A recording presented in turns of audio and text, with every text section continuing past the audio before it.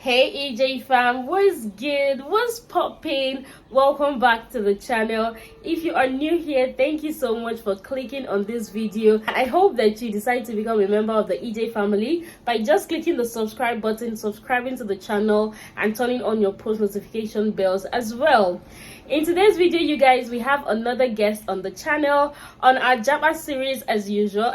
Our guest for today is no other person but the beautiful, brainy, super smart Vicky, relocated from China to Iowa, the US for a postdoctoral program. Today she's going to be sharing with us her experiences while in China, how she left China, why she left China, and how it's going so far over there in the US. If you guys are interested in all of this information, you already know what to do. Give this video a thumbs up, subscribe to the channel if you're not, and keep on watching.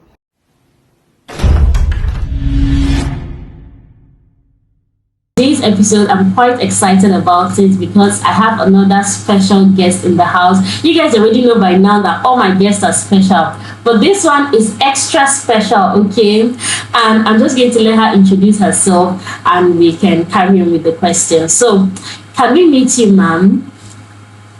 Okay.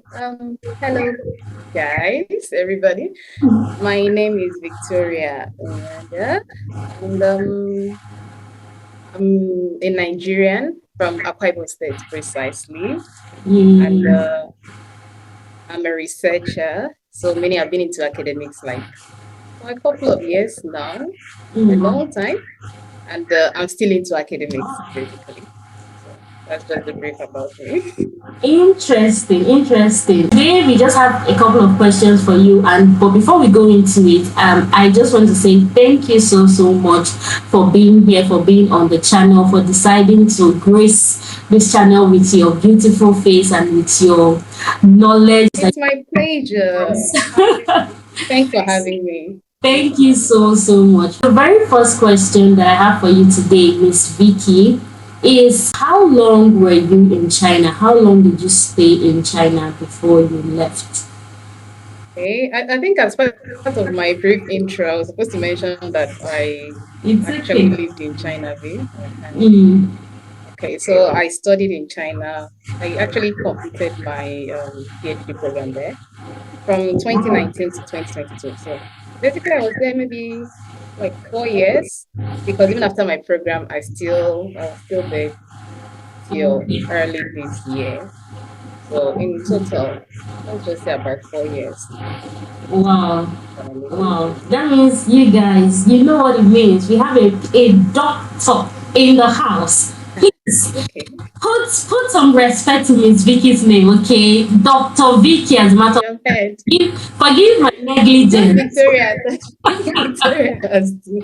Our second question, I would just like to know, you said you did your PhD here in China from 2019 to 2022. So what was your experience doing your PhD in China? What was your experience studying in China? Okay. Thank you for the question. Actually, for more information on that, I actually studied at Shandong Agricultural University in Thailand, Shandong Province.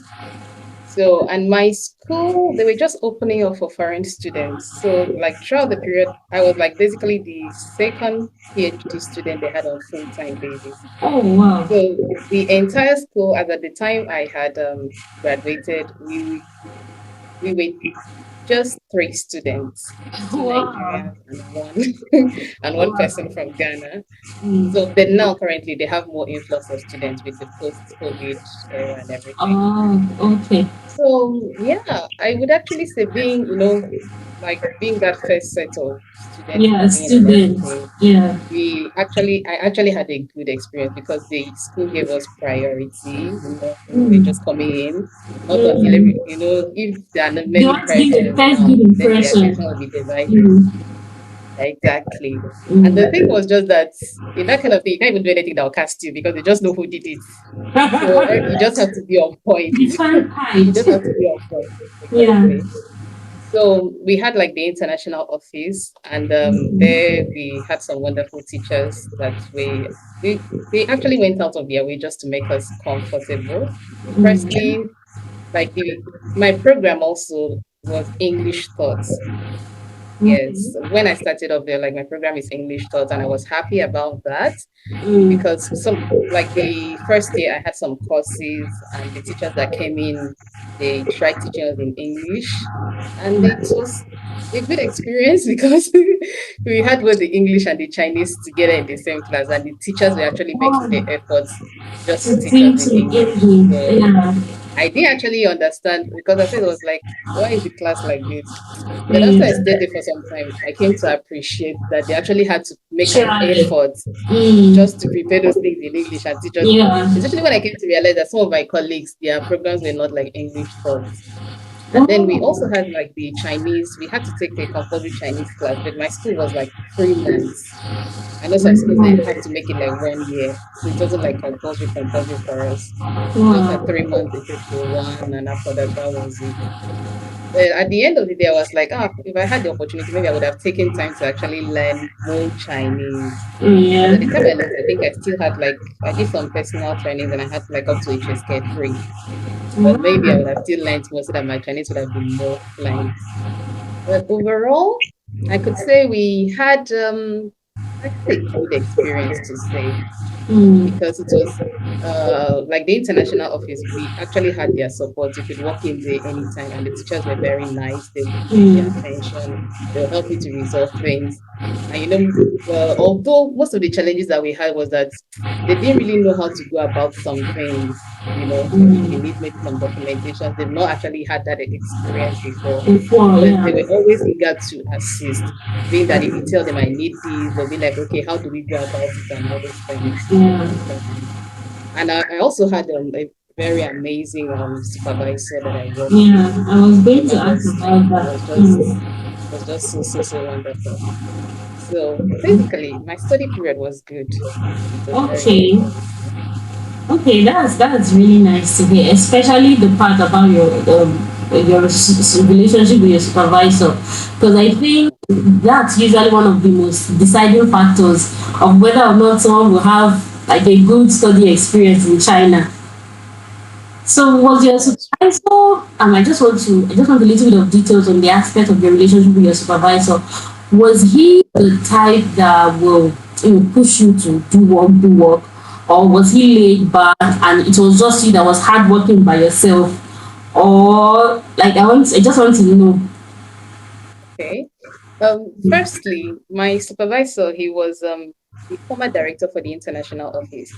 So he actually has a lot of international exposure, I would say. He has Experience? dealt with many Okay, foreigners and things like that. And his okay, English was also very good, which is a major okay, plus because I was able to express myself and he was able to understand me. yeah, So, in terms of like the research, and he provided everything necessary, like the necessary platforms for mm, the studies and everything. But I think what I actually saw as in something that I want to emulate from him was the fact that he allowed me to express my ideas, mm, especially when it came to like my research design. And I'm like, I'll just meet him, oh, prof, this and this and this, maybe about the work. And we'll yeah, just stay there together, we'll brainstorm it together. And if at the end of the day, maybe I have a new idea that I want to introduce into them, I'll just be like, okay, go ahead. And mm, then maybe if I need to get anything for that, he was ready to fund it. So that actually was like a leverage, a yeah, big leverage for me. Because I was always able to like maybe I'll read something somewhere, I want to bring it into mm, the work. And he would be willing to go ahead with it. It was not like, oh, it has to be my way, or this is yeah, the template, you need to follow up with this. No. mm, Then on the part of I would say he didn't actually give me pressure or anything like that. I just run at my own pace. And I think when you okay, have like a mentor that at the point he's not just like my teacher, he was more like my mentor. So when you have like a mentor that is like encouraging you, it's like a kind yeah, of reward system, yeah, you do this and you get an encouragement for it. You just want to do more. do more, yeah. Exactly. So that's just how it went. Right. I would That's say. that is amazing, honestly. I'm really happy for you that you had that kind of experience. Since you had such a good relationship with your supervisor, and you said that your PhD studies, everything was going well. I just want to know why did you leave China? Why did you decide to leave China? Yeah, I had like a good learning environment, and even after I graduated as at June last year, as at September, I was able to take up a faculty appointment at my school as well, Wow. and I did some work there with them. Yeah. So Wow. I was working at the department there as an associate professor. And Okay. during that Okay. period, during that short period, because before I graduated, I had sent, in fact, my teacher had asked me if I want to do it as a postdoc, but I Wow. wasn't actually interested. I just felt like I've done enough research, I've Lost. done my work, let me just go Yeah. where I go. And then Mm. when the advertisement for that position came up, I also applied for it on Apply. campus. And thanks to God, I was able to do that work then. Mm. But I then realized that because I had applied across several places. So prior to my starting the position, that was when the offer from where I am now came in. Oh. So it was actually like a very difficult time for me because I was like, okay, do I Yeah. just continue with The what I'm job. having on hand now, or Mm. do I need to like go for a new position and everything?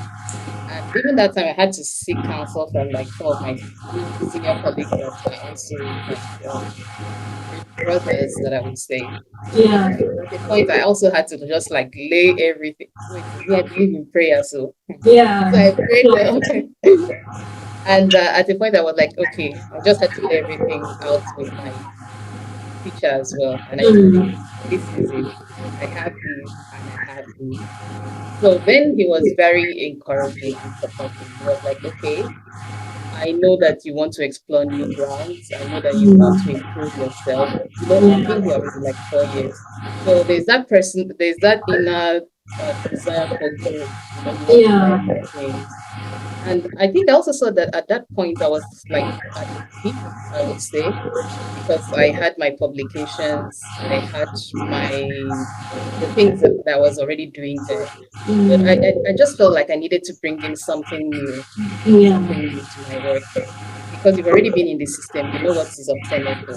But for you to actually have an age, you need to be able to bring in more creativity, innovativeness, and new ideas.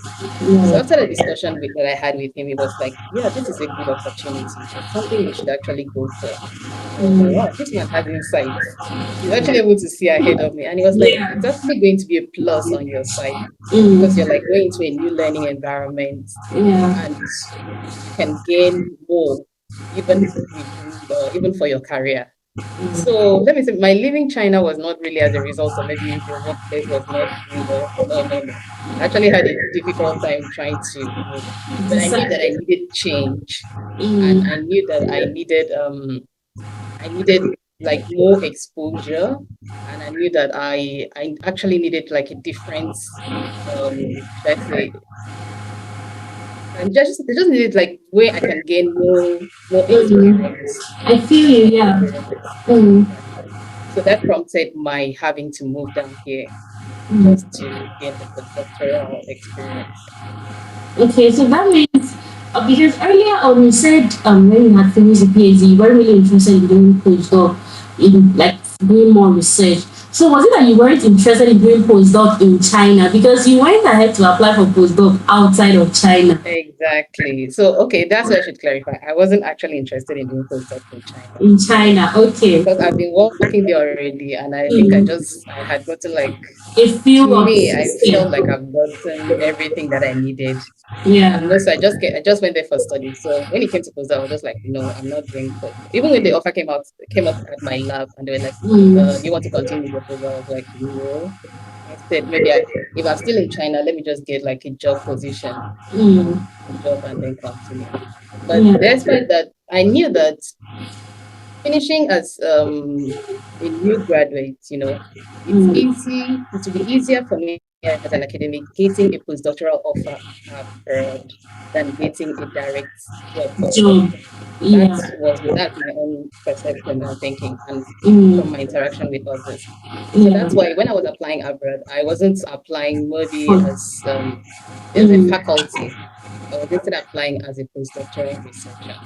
Okay. So that was the thinking that prompted that decision. Okay.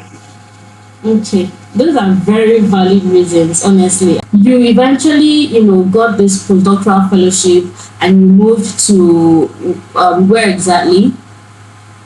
Okay, I'm currently at Iowa State University in In the Iowa. US. Mm. Yes. Okay, so why did you choose the US? Why did you choose Iowa State University? Okay.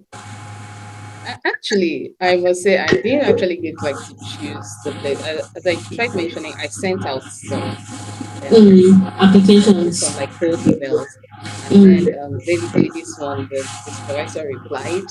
Mm. Um, I think one of the things that actually connected us was that we have this association, Poultry Science Association. My work is mainly on poultry nutrition and physiology. That's what I Okay, work on. poultry nutrition. I'm an animal scientist. That's my Okay, major. And over okay, time, I've centered most of my research on okay. poultry nutrition Oh and wow. physiology. And even Okay. now, I'll be working more on poultry nutrition still and immunology, the immune system. Mm. So I got to gain her information from the Poultry Science Association. We had a meeting, and from there, I think she was one of the those selected for the awards, the prestigious award among the fellows. So, and when I checked her profile, she looked young, she was smart, she looked smart and everything, and she Mm. had so much like accomplishments. I was like, Yeah. wow, if I'm looking at myself like in the next few years, she's the kind of Uh, person I want to be. yeah. And funny enough, I was able to express myself in the email, like I checked out her profile and records and everything, and if she would be willing to take me in. Mm. And she replied. Although at that point, I didn't like, like I had some colleagues and like they sent out several emails. Mm. Maybe I don't know, maybe it's just me, but I don't think I sent maybe up to 20 emails, despite the fact that I was looking for a position. Maybe because I was also comfortable with where I Where was. you were, Not yeah. really like a Wasn't suicide. It was just aggressive like, apply. uh Mm. it's just like if it happens, it happens. Happens. Yeah. Exactly. So when I sent her that email, then I think after some time she now replied, okay, that her lab they'll be having an advertisement for a position in a few weeks. She now directed me to The I think it website. was the school website or LinkedIn, one of both. Okay. And I should check out the position and make an application. And that Mm. was that. So I just checked out Wow. the application. Yeah. Wow. It So I seems like think everything it's sorted just out. bringing you two together. Yeah, yeah, definitely. Because she's not like what would I want to, she's not like when you just see her, she is not like most of the professors I've worked with, like my master's and my Mm. PhD, they were I would say maybe they were a bit more matured. But she's an associate professor. I think she got there maybe 3 or 4 years back. But she has like a so much wealth of experience Yeah. working with industries and in the school and so many associations. I was just like, how did she do this? Yeah. I She get did it in such a short while, starstruck. with her Yeah. family and so many things to do.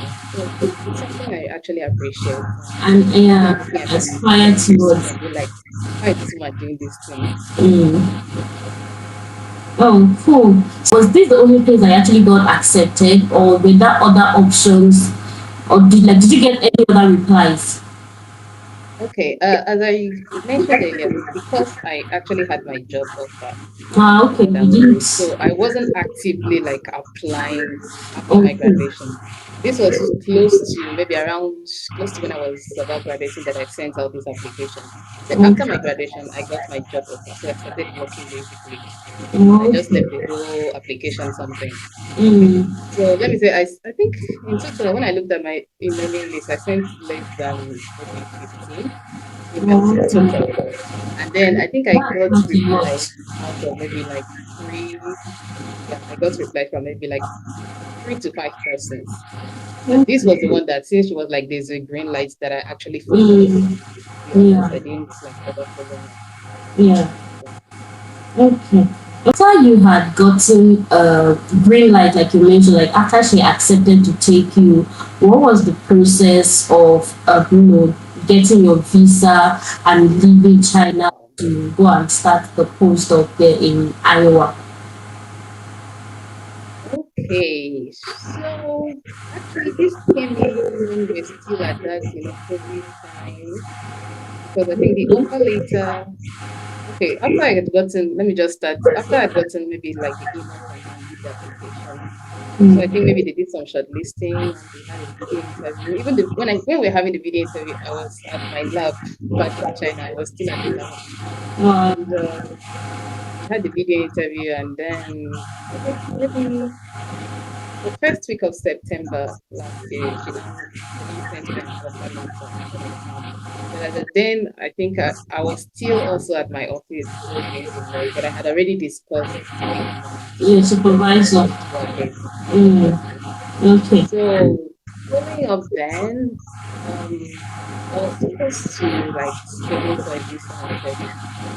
But that was that period. I think maybe just my own city that we're having like serious lockdown, like series of lockdown. We just hear there's a case in school, everybody is go home, take lockdown.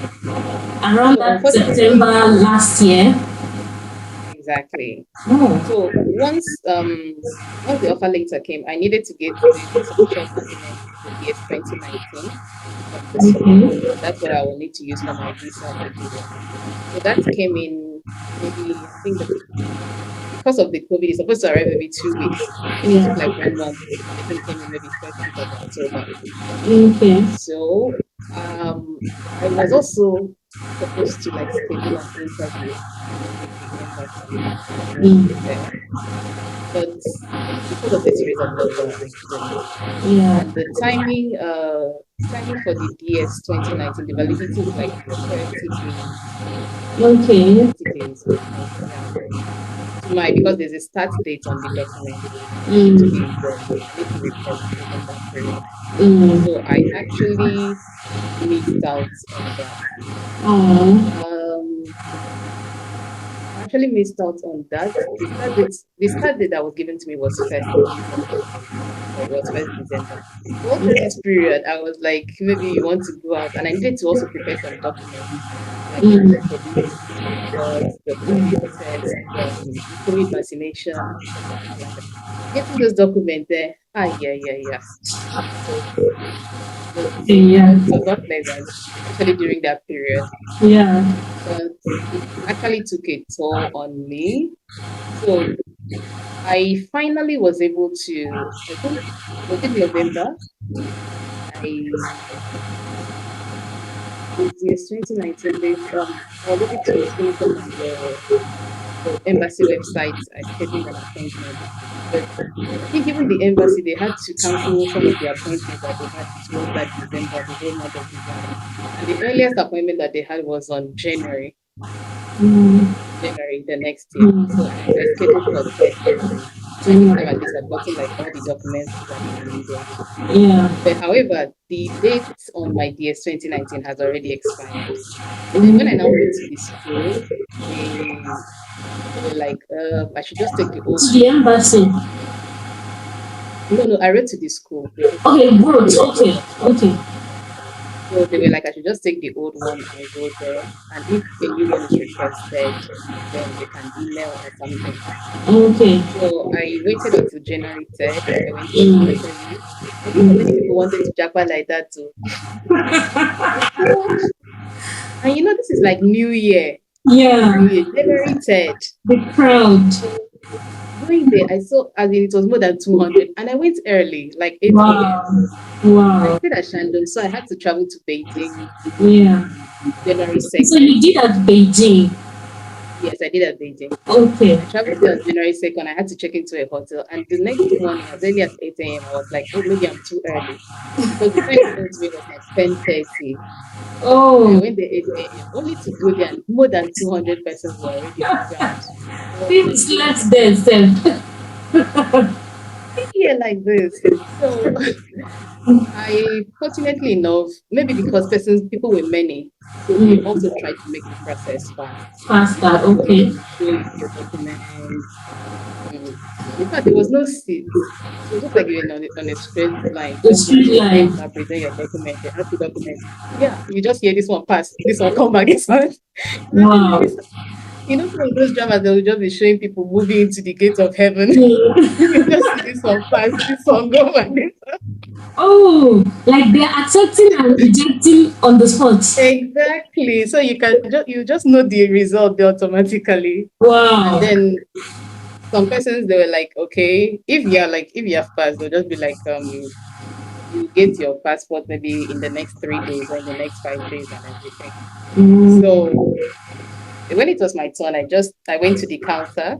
mm, They were standing, went to the counter, so he checked he didn't even ask for money, he just asked for my DS 2019, which is very important. the And DF, I think sorry, let before me cut you going, short a bit.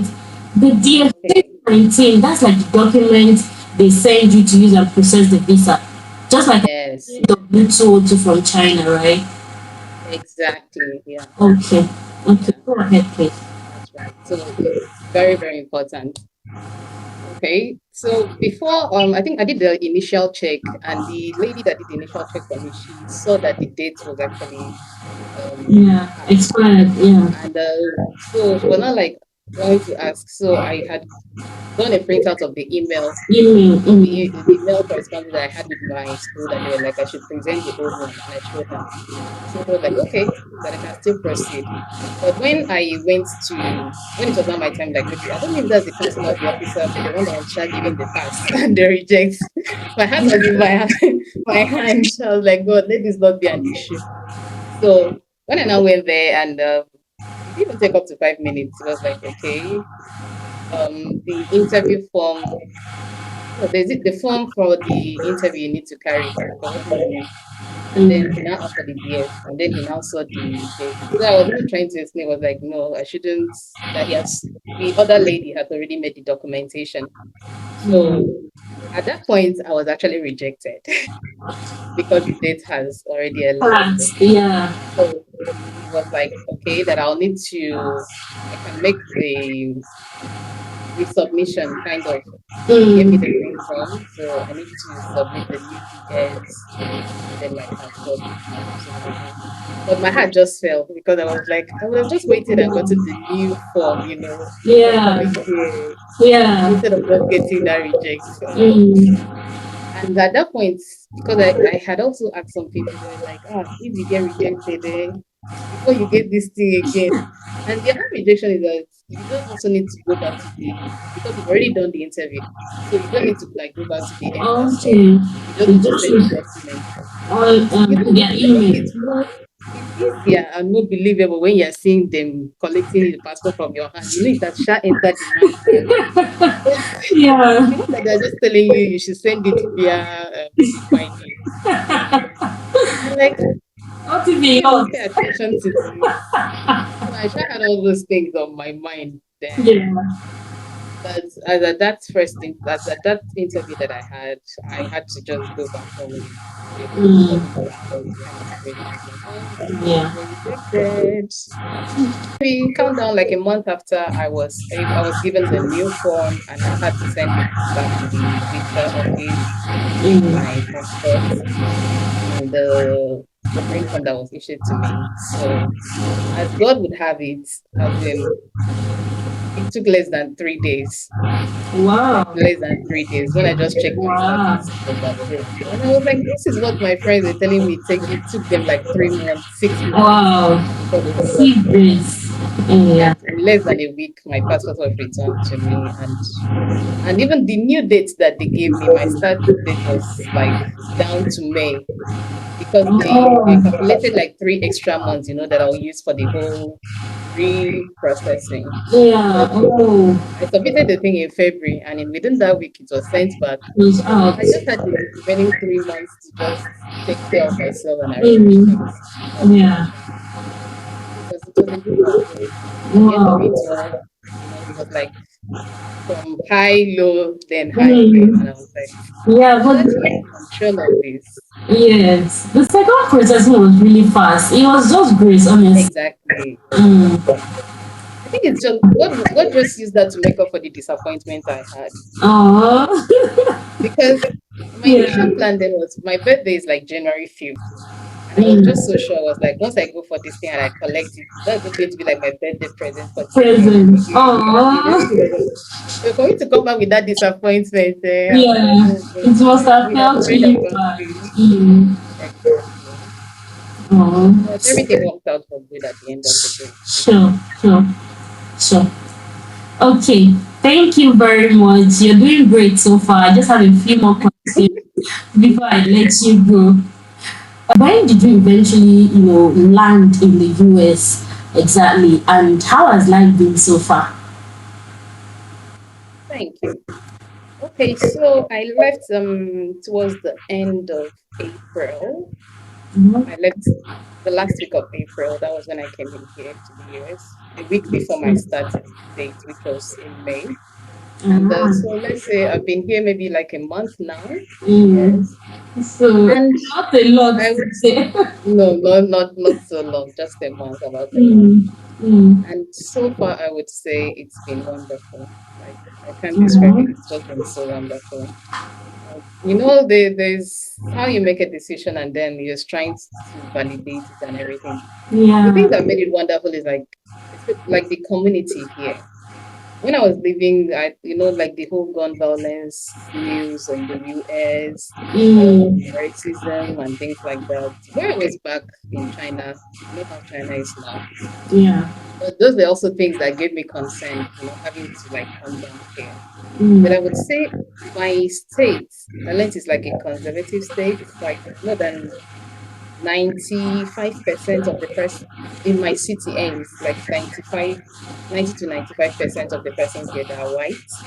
You get so Oh. anywhere you turn into is like you see a white person, you hardly see like a black or anything. Oh, But really? there's just that maybe because it's like a farming state, there's just that friendliness. You're walking in the Ah. mall, somebody's like, "Oh, your gown looks nice," and you're like just turning and smiling. I've had that experience like 2 to 3 times, and it just made me feel Wow. nobody's staring down at you or anything. Yeah. I You're get. on the road, and then maybe somebody's just jogging past you, and they're like, "Good morning, good morning." Oh. It can Makes never you happen in feel China. Never. it gives you like that sense of belonging. Yeah. And funny enough, when I was coming here, I had some challenges with my getting an accommodation before Okay. coming here. But I got in contact, and then a family was like willing to take me in until I was able to get a place to settle. And Wow. I don't know those people from anywhere before, and now they're like my best people on earth. The husband and the Oh. wife, they are retired. So I got to stay there with them like for 2 weeks. They are white, so not black. Wow. How did you And meet them? Or how did you? I I didn't meet them. I don't know them before coming in here. I just there You. was I didn't actually know anybody in the school before coming here. I just went to the school website and I saw a black girl. Her name was on the Mm, website for my department. So I contacted her that please I will need her assistance when I'm coming in and things like that, yeah. especially for the accommodation. Yeah. Because for the campus housing for postdocs, um, they don't have accommodation within the campus, so you need to get a place outside. Yeah. So she recommended me to a place, but the place somebody was already there. And it's not that place that we're like, okay, maybe after 2 weeks they'll be able to the person is going to vacate, Move out. so Yeah. I can come in. So the Mm. persons there were now the ones that recommended me to this family that those people they have like a place in their house that if Okay. I want I can stay rent free. Mhm. I Wow. can.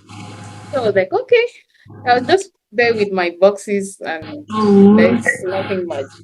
And I got to meet the family and my settling in, moving around, they took care of basically everything. Like it looked like I was leaving my parents' house to come into another parent's house. Oh. It was so nice. But eventually now I've moved to my own apartment, which is also good. So basically I'll just say maybe the sense the communal living here.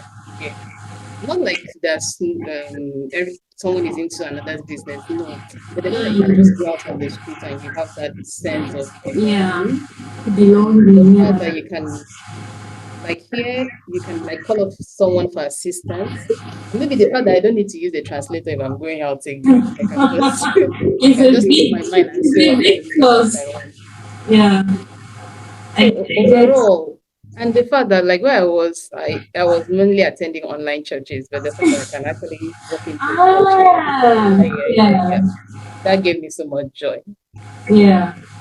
It's been so wonderful, sincerely, it's been so Um, wonderful. Honestly, you don't even know how happy this makes me because moving, like relocating, is always like a huge thing. So when you find yourself in a new place and God just brings people around you to help, it Exactly. just shows you how much God is involved and how much He's the one that is leading you to that place. So I'm really That's right. happy for you, honestly. Thank you. Now, I also want to just, put you in your feelings a bit, take you back to China for a little bit. Do you miss China? Do you actually miss China for anything? If yes, why? Mm, What are the things you miss about China? okay. If I say I don't, then that's just going to be a huge lie. I Mhm. won't say like miss, but there's some things that I'll just sort of kind of be like, maybe the only thing the most thing I can say I actually miss about China is maybe the food because Oh, so you like I love Chinese food? I love Chinese meals.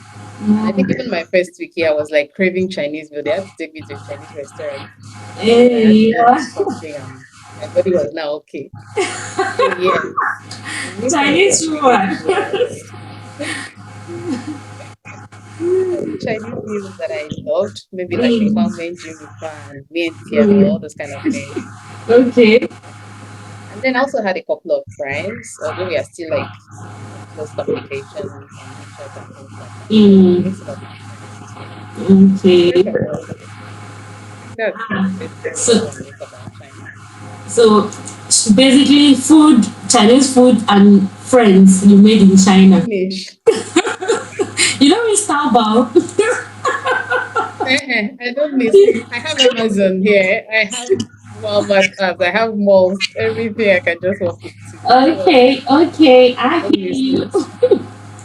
Oh, okay. Now I'm just going to ask you. It's actually like a two-in-one question, but it's basically, are there things that you feel like you could have done differently, maybe in hindsight, concerning moving to the US from China, as well as any advice that you have for people who want to japa from China to the US or even to other countries of the world?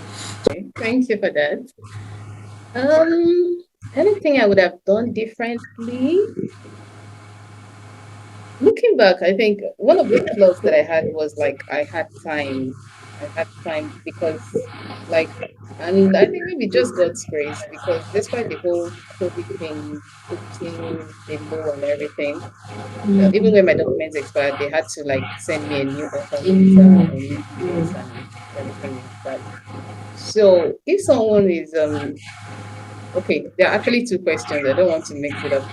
Something I okay. would have done differently. Looking back, I can't really say because the most things I would have put there is maybe coming to the financial part. Mm, And at least thank God for the work I was doing then, I was able to save up some that actually helped me. So I mm, couldn't say that I ran into a huge debt, no. And mm, also I also had time, which is an important factor. But okay, yes. The fact you need information. Information is very important. yeah. Because if I knew that the fact that my DS 2019 was expired, Mm, it would have actually saved me the dual process. You get. yeah. But even then, some of the persons I was talking with, they were like, since the school said you can go ahead with it, Yeah, this you is the couldn't best have option. known. Yeah. Mm, But unfortunately, that's not how it it is. didn't work. Yeah. That would have been something because even when I went back home, I was like, you would have just calmed down and gotten the new The form new before one. going. Then that would have saved you this disappointment that you went to go and chop. So that's something I would definitely have done differently. Okay. And then any advice I'll give, I'll just like, first of all, pray, because that's a very important thing. Yeah. So pray and trust God for divine direction. And then you also need to be prepared on every side, mentally, physically, emotionally, and everything. Like I said, I lived in Shandong, so I didn't know Beijing very well.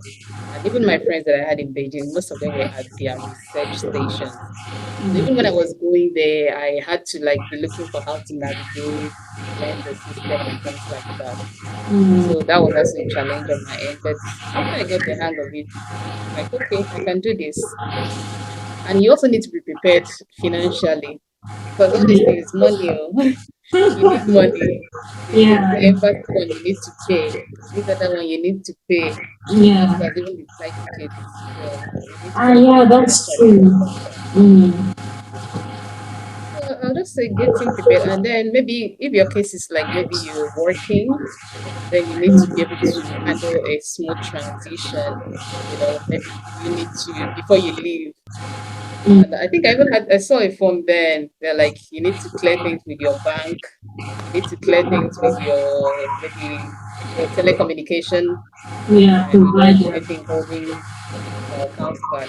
So Mm. you just need to plan ahead, get prepared, and please try to get the right information so that you don't just run into any issues at the end of the day. And make it legit too. Make it legit.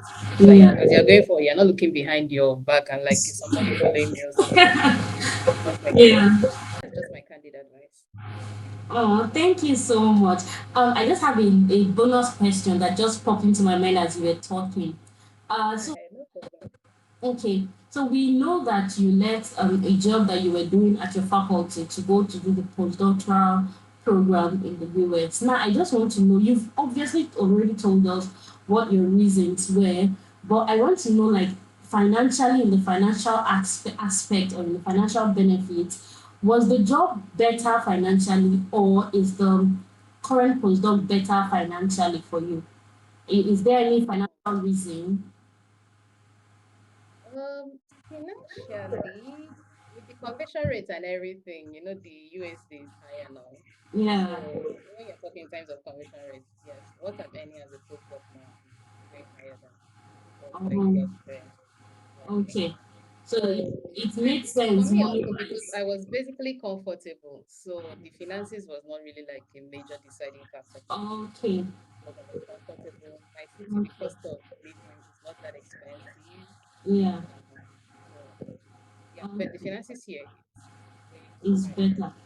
That means you made the right choice. I feel like you made the right Oh no, that one you're considering because only finances, and in for this case, I'm some not of us, considering just for finances. some of us, the money, hey, it's a deciding Mm, factor. the money is important, Abby. I It get is. it. Come to the end of this video, you guys. So grateful once again for you coming on the channel, Vicky. I really appreciate it, and all of us, all the people that will come across this video, we are thanking you in advance for sharing with us this priceless information. Not everybody will agree to do this, honestly. So we really appreciate you. God bless you, and we wish you all the very best in Iowa, the US. We pray that God's blessings will continue to go with you and you will always have reasons to smile and testify. Amen. Thank you so much, Gloria, for having me on your Japa series. I must say it's a great opportunity. Normally on normal levels, I don't get to talk very much, but now you just I can't believe I've been talking for like 1 hour just on this series. Aww. So, and I also hope it would be a platform where other persons that need information about this, they can get, something because as I mentioned, information is very important. The Yeah. right information though. Yeah. So it will also be a resource that people can get to gain information to learn. And Mm. I'm also available. I'm also open for maybe if someone needs further questions, inquiries, anything like that. I'm Thank open you. to doing that. So thank Thank you so much for having me. It's my Thank privilege. you, thank you, thank you so so much. Thank you guys for watching as well. You already know what to do. Give this video a massive thumbs up. It helps the video do well. Mhm. Also subscribe to the channel if you want to see other episodes of our Japa series. We already have some on the channel. You can go and watch that as well. And stay tuned for our upcoming series. Till I come your way next time. Take care and bye bye. Bye bye.